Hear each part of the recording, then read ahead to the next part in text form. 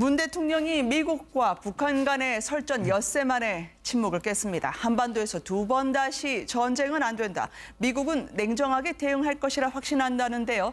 평화적 해결을 강조한 오늘 수석 보좌관 회의 발언 들어보시겠습니다.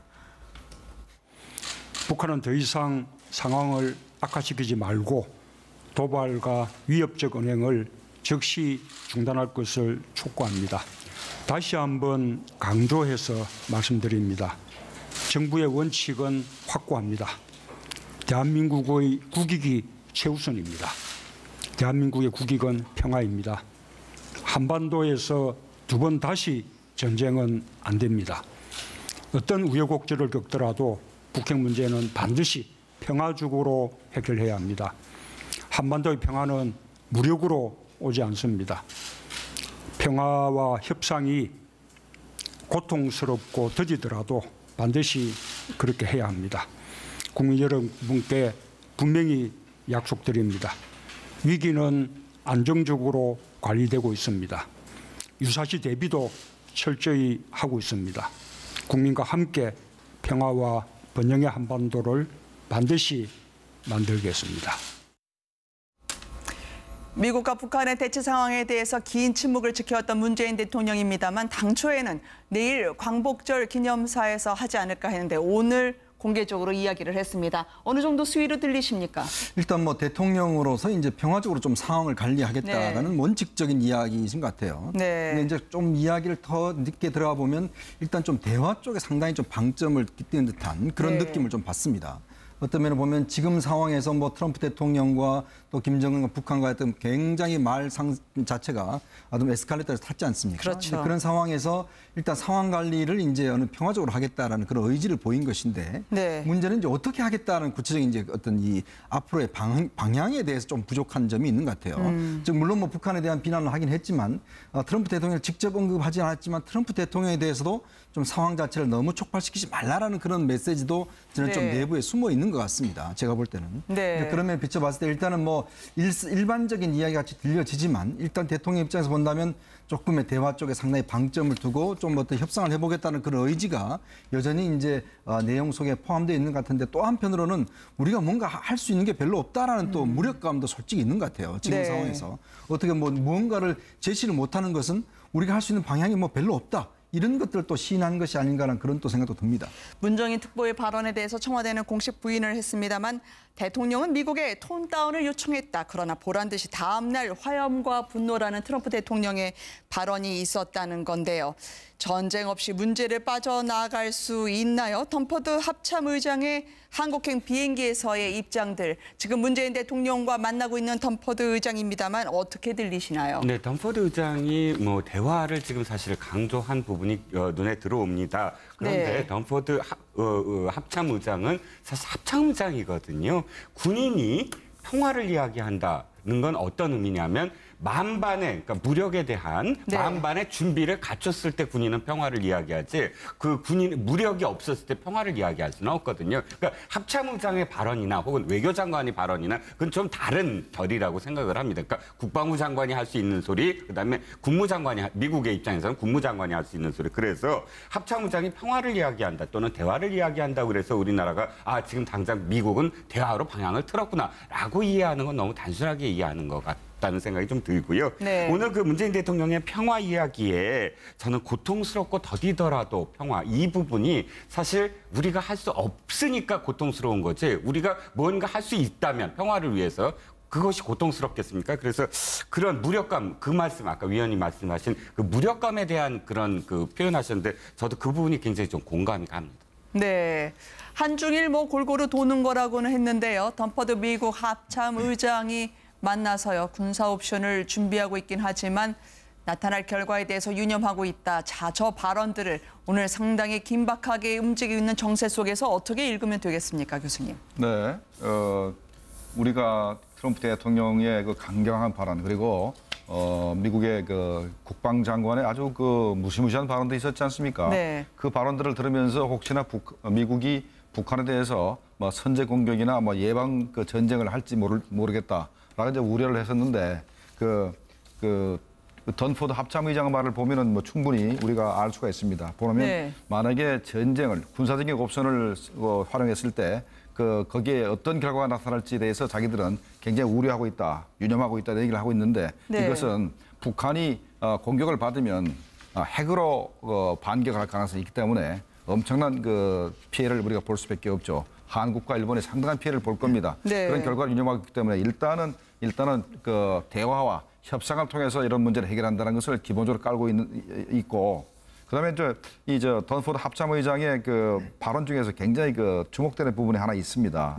자기가 중국을 방문하는 길에 한국이 동맹국이기 때문에 안 올 수 없어서 왔다, 이렇게 말을 했단 말입니다. 요거는 말이죠, 기본적으로 중국과 미국 간의 군과 군 사이에서 신뢰를 구축하기 위해서 일단은 간다. 그런데 한국을 들이지 않으면 한국에서 또 다른 무슨 억측이 나올까 봐 한국에 왔다라는 의미거든요. 그러면 중국 가서 뭘 얘기할 거냐 하는 부분인데, 제가 볼 때는 군사작전을 하면은 이런 정도 부분에서 우리가 하게 될 것이다. 근데 이건 결국 우리가 북한 지역을 점령하거나 하는 것도 목적이 아니고 더군다나 중국에 피해를 주지 않는다. 이런 것을 얘기하려고 가는 거 아닌가 생각이 드는데, 이런 부분은 아마 한국이나 일본에 전혀 얘기 안 할 겁니다. 그래서 중국에만 통보를 간 거 아닌가, 이렇게 그런 의심이 좀 가는 부분이 있습니다. 중국에 가서 군사적인 대응 방안을 논의하기 전에 한국과 일본, 우방국에 대한 예우를 갖추는 수순이라고 보신다는 말씀이신가요? 그러니까 이런 거죠. 만약에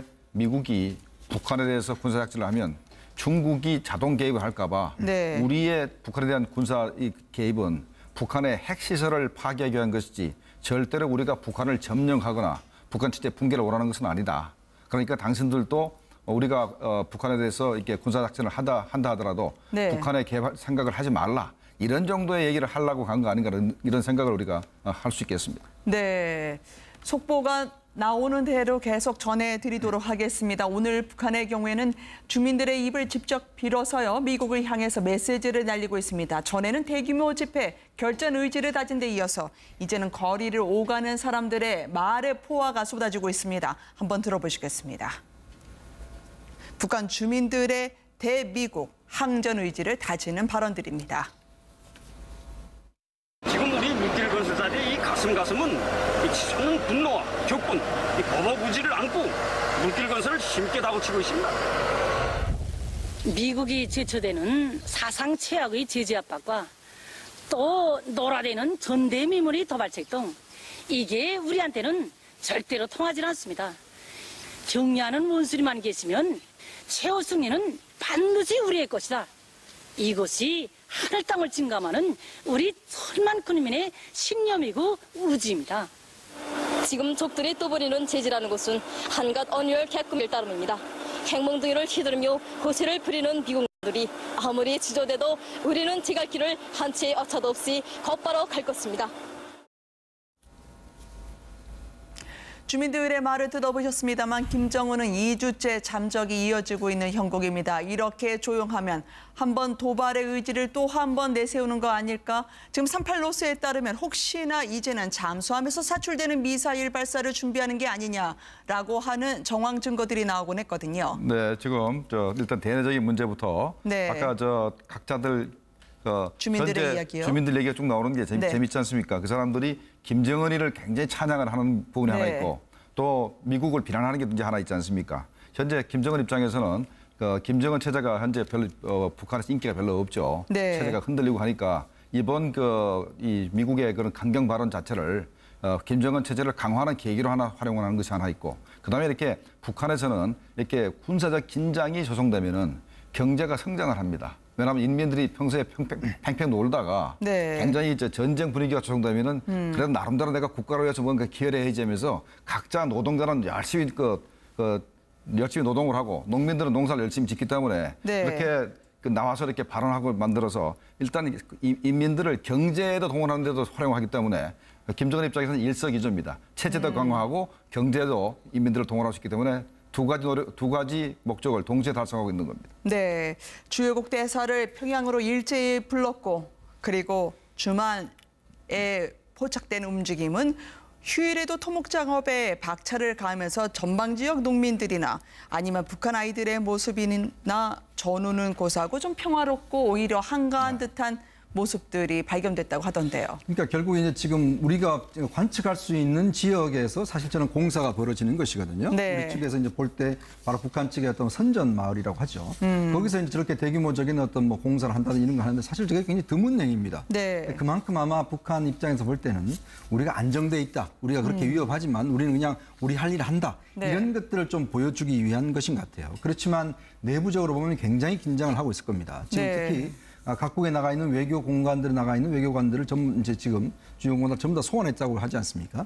그건 뭐냐면 원래 이제 정기적으로 한 1년에 한 번 정도 소환하는 것인데 이번에 다시 전부 다 들어오는 것은 이번에 이제 유엔 제재라든지 또 이번 네. 미사일 발사에 따르는 국제적인 압박이라든지 이것에 대해서 아마 내부적으로 상당히 좀 외교관들 좀 단속하려고 하는 그런 어떤 방향 같아요. 왜냐하면 최근에 아마 북한 외교관들이 이제 탈북해서 한국에 들어오는 그런 경향도 좀 있거든요. 네. 그러면서 본다면 아마 외교관들 전부 다 소집을 해서 내부적으로 좀 사상 교육도 시키고 나름대로 또 긴장감을 주기 위한 겉으로는 일단 평온한 척하지만 내부적으로는 굉장히 긴장하고 있다. 이런 것을 좀 상징적으로 보여주고 있는 것 같습니다. 네. 아까 앵커께서 말씀하신 부분 중에 김정은의 지금 그 행보가 네. 또 주목이 되고 있다 하는 부분. 왜냐하면 보름 정도 지금 이어지는 잠적이거든요. 네. 뭐 계속 이야기는 나오지만 이런 잠적하는 도중간에 언제나 그 다음 어떤 도발, ICBM 같은 그러니까 대륙간 탄도미사일에 대한 어떤 실험이라든지 혹은 핵 개발이라든지 여러 뭐 SLBM이라든지 이런 이 도발이 늘 이어져 왔다라는 부분인데 네. 두 가지 측면을 좀 이해가 가는 게 어찌됐든 지금 을지 프리덤 가이드가 8월 20일에 예정되어 있고 자체적으로는 15일 그러니까 보름께 그러니까 중순께 괌 그 도발에 대한 보고를 하겠다. 전략군 대변인이 그렇게 이야기를 했으므로 8월 15일 이후부터 사실은 무엇인가를 내놔야만 한다. 북한은. 그러니까 그것이 괌에 쏘지 않더라도 지금 평양 군중대회를 통해서도 사실은 이런 무언가를 하겠다라고 계속 지금 그러니까 이 북한 내부에 선언을 한 입장이기 때문에 네. 무엇인가는 좀 해야 되는데 사실 SLBM 얘기가 왜 나오냐면 2016년도 울지 프리덤 가디언 때도 사실은 22일부터 시작했는데 그 이틀 울지 프리덤 가디언이 시작한 지 이틀 만에 SLBM 콜드 런칭 발사 실험을 했습니다. 네. 그래서 이번에도 사실 그런 어떤 패턴을 봤을 때 SLBM 그 사출 실험 때문에 잠적한 게 아니냐라는 또 추측도 있긴 있죠. 네, 그 김정은이 잠적하는 부분입니다.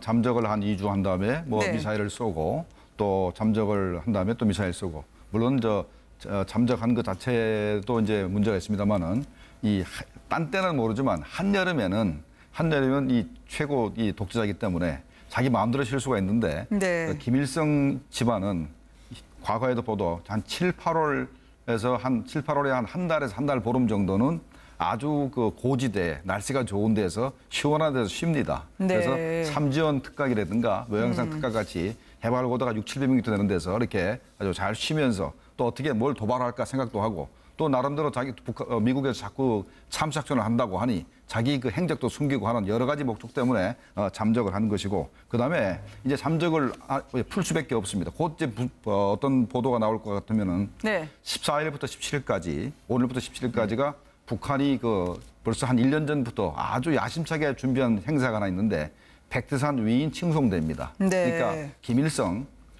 김정일, 김정숙 이 세 사람의 그 위인을 칭송을 한다 그래서 해외에서 많은 사람들을 모아가지고 이렇게 큰 행사를 준비했는데 유엔 제재 때문에 또 원비어 사건 때문에 외국에서 많은 사람들을 끌어들일 수가 없죠. 그래서 아까 그 공관장회를 지금 하는 것도 여러 가지 사상 교육도 목적이 있습니다만은 이 행사에 참여시키는 것도 목적이 있다고 보고 그다음에 14일부터 17일까지이기 때문에 분명히 그 기간 중에 김정은이가 어느 장소인가 분명히 나타날 겁니다. 나타나서 네. 무슨 말을 할지 그건 두고 봐야 할 것이고 그다음에 이제 SLBM 쏘는 문제는 네. 아마도 북한이 현재 도발할 수 있는 가장 가능성 큰 거는 SLBM이 가장 가능성이 높다 생각이 됩니다. 네. 물론 북한이 한국계 캐나다 목사를 석방하긴 했습니다만 한국인이 아닌 캐나다인으로서 이분이 억류 첫날부터 석방될 때까지 2,757끼 꽁꽁 땅에서 1m 구덩이를 파느라 손발에 동상이 걸렸다는 분입니다. 그렇지만 북한에서도 어쨌든 트럼프처럼 강원 양면 전략을 구사하고 있는 것 같습니다. 조금 전에 조선중앙통신에 따르면 미국은 자멸을 원하는가라는 제목의 논평을 내서 조그만 우발적 사건 하나로 전쟁이 일어날 수 있다라고 경고를 했다는데요. 트럼프 대통령은 어떨까요? 연이어 강경 메시지를 쏟아냈었는데요. 이제 그 발언을 멈췄고 고위 당국자들이 진화에 나서고 있습니다. 트럼프 대통령과 함께 보시겠습니다. You are safe. We are with you 1,000%. You don't worry about a thing. I have never felt more safe or so confident with you at the helm. Become extremely famous all over the world, and your tourism, you're going to go up in like 10-fold with the expenditure of no money. So I congratulate. Let's move on now to North Korea. Are we closer to war now than we were a week ago? No, I don't think so. And I think we're not closer to war than a week ago, but we are closer to war than we were a decade ago. And so, as you know, we have tremendous military capabilities. We have a very high degree of readiness. And so the United States military is always locked and loaded. But the purpose of capable, ready forces is to preserve peace and prevent war. George Washington said it. 트럼프 대통령이 괌 주지사에게 괌 관광이 10배 늘어날 것이라고 축하한다는 말 자체도 논란이 되고 있긴 하지만 같은 대화라도 맥메스터 국가안보보좌관이 전쟁이 가까워진 것 같진 않다라는 발언과 우리가 남북 정상회담을 추진하기 위해서 인도네시아 측에 도움을 요청했다는 건 좀 어감이 분명히 다른 것 같아요. 그러니까 지금 이제 두 가지 사인이 이제 동시에 오기 때문에 우리가 좀 혼선을 빚는 것 같습니다. 네. 트럼프 대통령의 발언도 보면 굉장히 이제 강경한 발언들을 쏟아내고 있는 반면에 또 한편에서는 이제 저렇게 괌 주지사와 통화를 하면서도 뭐 여행객이 많이 갈 것이다 뭐 등등의 이야기를 하고 있고. 네. 지금 맥메스터 이야기도 보면 사실 이제 어떤 뭐 전쟁에 대한 위협이 고조됐지만 아직 뭐 그런 것들은 아니다라는 이런 메시지가 있는 것이고요. 그러니까 그런 면에서 보면 아마 미국 측에서 보면 여전히 일단 좀 치고 빠지고 하는 그런 양면 전략을 좀 쓰는 것 같아요. 네. 결국은 한쪽에서는 트럼프 대통령이 강경 메시지를 내고 있는 반면에 또 참모들은 좀 그걸 좀 완화시키는 메시지를 내고 있고 그런 면에서 이제 북한을 좀 한쪽에서는 공격하고 한쪽에서는 좀 얼르는 뭐 이런 현상들이 좀 보이고 있는 것 같습니다. 그건 뭐냐면 어차피 네. 미국 입장에서 지금 상황에서 뭔가 공격을 하고 할 수 있는 그런 상황은 아니거든요. 일단 말로써 일단 북한을 좀 제압하고자 하는 그런 전략적인 어떤 계산이 숨어 있는 것이 아닌가 하는 그런 좀 생각도 좀 듭니다. 이번에 인도네시아 그 메가티 전 대통령이 방한했을 때 5월 29일이죠. 네. 문재인 대통령이 그때 청와대에서 분명히 이제 남북 회담과 관련해서 도움을 요청했고 그때 메가티 전 대통령이 이런 말을 했습니다. 내가 그 남북 정상회담을 주선하겠다. 네. 그래서 김정은을 만났을 때 문 대통령이 안부를 전해주겠다라는 발언을 했습니다. 그때까지만 해도 사실은 그것이 어떤 정치적 레토릭인가 했는데 네. 실제로 최인호 의원이 특사로 인도네시아에 갔고 또 상당히 그 인도네시아를 통한 어떤 남북 정상회담을 좀 꾀했던 어떤 그 일부 어떤 그 부분들이 지금 나오고 있어요. 네. 근데 사실 인도네시아만 뭐 꼭 그 이용을 했을까? 사실은 저희가 지금 이 상황을 보면서 뭘 느끼냐면 문재인 대통령은 출범 이후에 사실은 여러 가지 통로로 남북 정상회담을 꾀하고 있다라는 그 사실만큼 확실하게 보여지는 것 같아요. 그러니까 인도네시아만 뭐 그러니까 메가티 전 대통령만 뭐 이렇게 부탁을 했다기보다 그렇게 이해하는 것이 좀 합리적인 어떤 그런 추정이 아닐까 싶습니다. 지금도 합참 의장과의 네. 접견은 이어지고 있는 것으로 전해지고 있습니다만 대화를 꼭 집어 얘기하지 않더라도 평화적 해결을 강조했던 문재인 대통령. 지금 저 만남은 어떻게 이어지고 있을까요? 네, 문재인 대통령이 아까 그 방송 노두에 네. 어떤 경우라도 전쟁이 있어서는 안 된다라는 네. 표현을 분명히 합참의장한테 얘기를 했을 겁니다. 그리고 자기의 그 과거사, 자기의 아버지가 그 흥남에서 철수했을 때요. 왔을 때 네. 그런 얘기를 하면서 절대로 이 한반도에서 그런 비극이 있으면 안 된다 얘기를 하면서 가능하면은 평화적으로 해결된다 이런 것을 계속 강조하고 있고 그다음에 또 미국이 한국에 대한 그런 그 방위 공약들 그러니까 확장 억제에 대한 확실한 그 보장을 다시 요구를 하고 그러셨을 건데 네.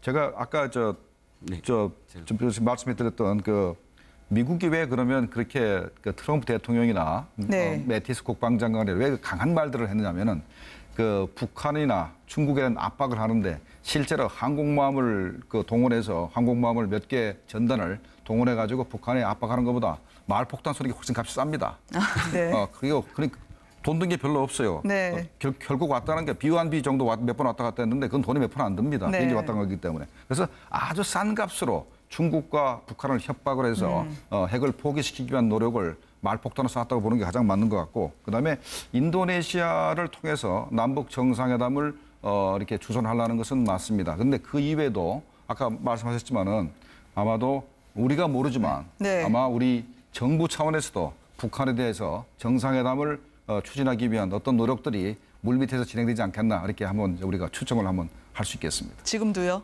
저는 분명히 뭔가 움직임이 있다고 봅니다. 네. 왜 만약에 인도네시아를 통해서 정상회담 주선을 한다 그러면 직접 루트도 그렇게 타진하지 못할 이유가 없다고 보거든요. 네, 알겠습니다. 네 분과 함께 현재까지 긴박하게 벌어지는 한반도 상황을 짚어봤습니다. 다른 곳에서도 마찬가지입니다. 미국 대사 대리가 추미애 대표를 찾아간 데 이어서 국회 국방위원회에서는 송영국 국방장관이 북한의 괌 타격 가능성에 대해서 이같이 말했습니다. 공식적인 언급, 지금 국방위에서 들어온 소식입니다. 함께 보시겠습니다. 이런 가능성이 있는 시나리오였습니까? 있을 수도 있는 일입니까? 가능성이 대단히 낮다고 저는 평가합니다. 지금 한미 간의 긴밀한 고위급 장성들 얘기에도 그렇게 포함되고 있습니다. 아주 매우 낮다고 이렇게 표현을 했는데 네. 장관께서는 저는 그럼에도 불구하고 일어날 수도 있는 일 아니겠습니까? 극단적으로 보면 그렇게 볼 수도 극단적으로 있겠습니다. 일어날 수도 있는 일 아니겠습니까? 예.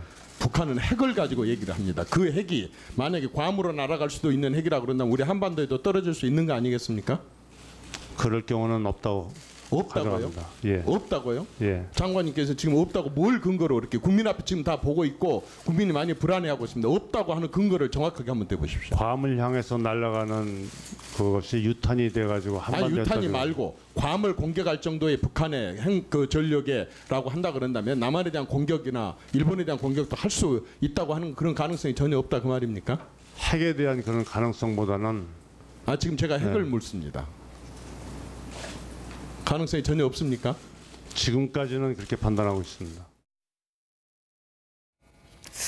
들어도 국민들은 더 묻고 싶을 것 같습니다. 정가 소식 오늘은 윤경호 매일경제 논설위원, 김성환 시사평론가가 함께 더 해주십니다. 안녕하십니까? 안녕하세요.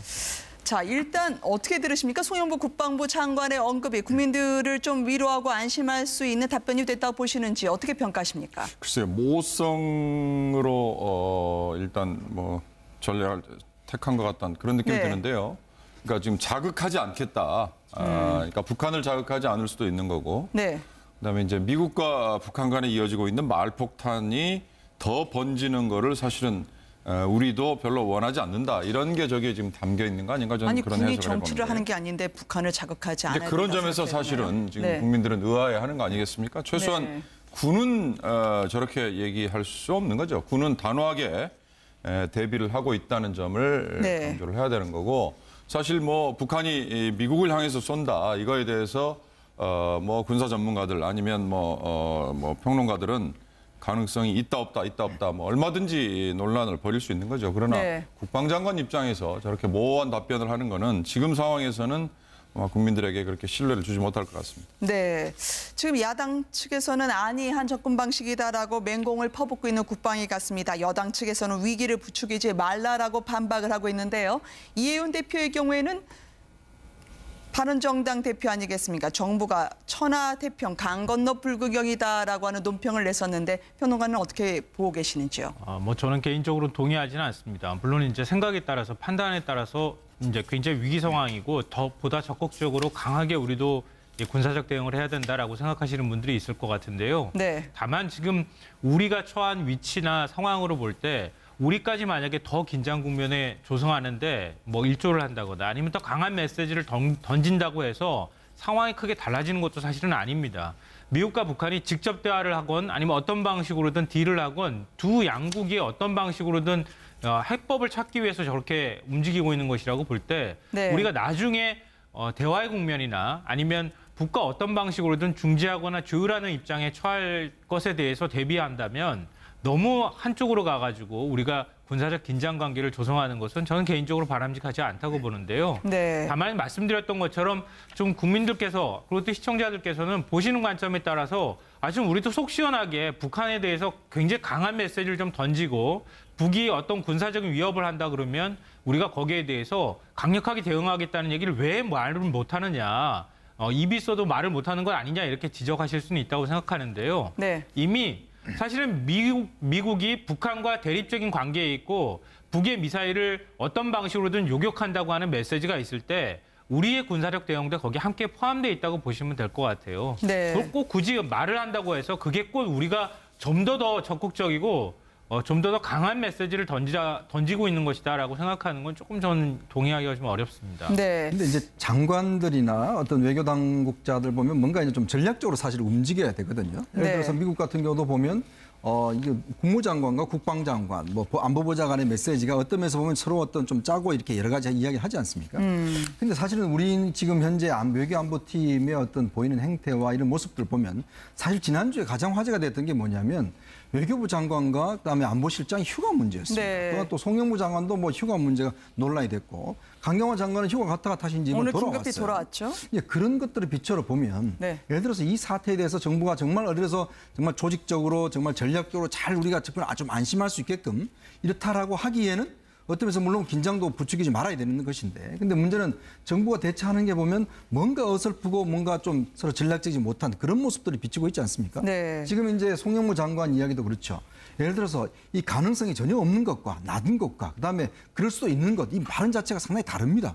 그래서 지금 이정현 의원이 자꾸 추궁하는 게 뭐냐면 가능성이 전혀 없는 게 아니지 않느냐. 네. 그 문제에 대해서 송영무 장관은 뭐 말 자체가 지금 왔다 갔다 하는 것이거든요. 그러니까 그런 면에 비춰봤을 때 각각의 어떤 영역에 있는 지금 외교안보의 어떤 그런 사령탑들이 메시지 자체가 모호하고 더군다나 분명치 않고 그리고 어떤 행동 자체가 보면 휴가 갔다 돌아오고 뭔가 국민들이 좀 안심할 수 없는 행보를 보인다는 것이죠. 그것 자체가 보면 뭔가 좀 하나의 좀 짜여지게 움직이지 않는 모습이기 때문에 사실 국민들은 불안감을 좀 더하는 것이죠. 네. 외교장관은 돌아왔고요. 송영무 장관은 오늘에야 휴가를 취소한다고 밝혔습니다. 국방위와 문 대통령 속보가 나오는 대로 계속 전해드리도록 하겠습니다.